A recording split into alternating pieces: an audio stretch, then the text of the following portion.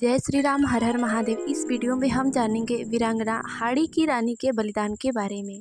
वैसे तो राजस्थान की भूमि पर हजारों वीर और वीरांगनाएं हुए, लेकिन एक ऐसी वीरांगना जिन्हें हम हाड़ी रानी के नाम से जानते हैं, उनके द्वारा दिया गया बलिदान एक ऐसा बलिदान है जो इतिहास में कहीं भी दूसरा नहीं मिलता है।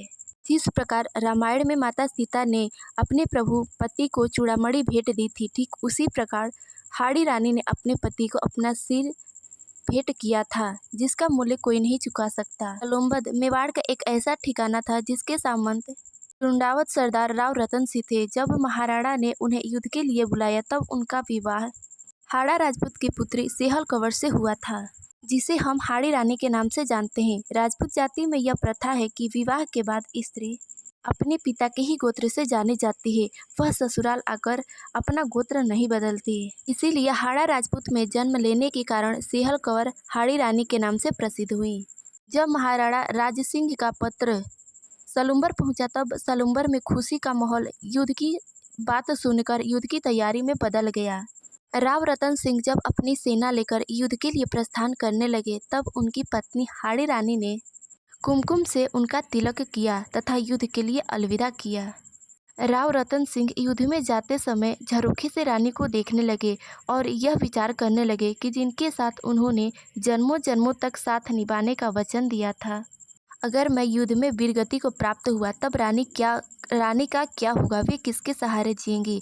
तब रानी अपने पति के चेहरे पर उदासी देख उन्हें उनका राजपूती धर्म याद करवाती हैं और उन्हें युद्ध में प्रस्थान करने के लिए कहती है। लेकिन राव रतन सिंह बार बार अपनी नवविवाहिता पत्नी को देखते हैं तथा गहरी चिंता में डूब जाते हैं।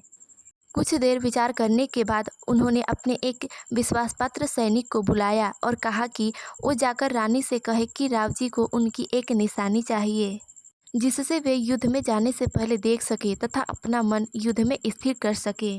वह सैनिक राजा का संदेश लेकर महल में आया और रानी की दासियों द्वारा यह संदेश रानी तक भिजवाया। जब रानी को इस संदेश के बारे में पता चला, तब उन्होंने सोचा कि उनके पति उनके सौंदर्य के कारण अपने कर्मपथ से विमुख हो रहे हैं, और अगर यदि मैं कोई दूसरी निशानी उन्हें युद्ध में देती हूँ, तो वे युद्ध में अपना मन स्थिर नहीं करेंगे तथा मेरे द्वारा दी हुई निशानी को ही देखते रह जाएंगे। अतः उस समय उनका राजपूती धर्म का पालन उनसे नहीं हो पाएगा।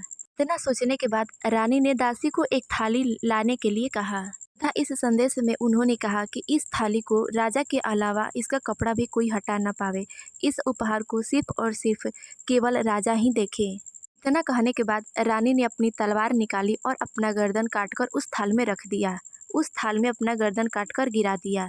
तब दासी उस थाल को लेकर सैनिक के पास गई और बोली कि जल्दी से जल्दी यह थाल राजा के पास लेकर जाओ और यह थाल उनके अलावा कोई और न देखे। जब वह सैनिक राजा के पास उस थाल को लेकर गया, जब राजा ने उस थाल को देखा तो उनकी आंखें फटी की फटी रह गईं। उस सैनिक ने राजा को यह निशानी देते हुए कहा कि हे राजा, रानी ने कहा है कि राजा पूरे मनोयोग के साथ एक क्षत्रिय की भांति युद्ध करे और शत्रु की सेना का संहार करे।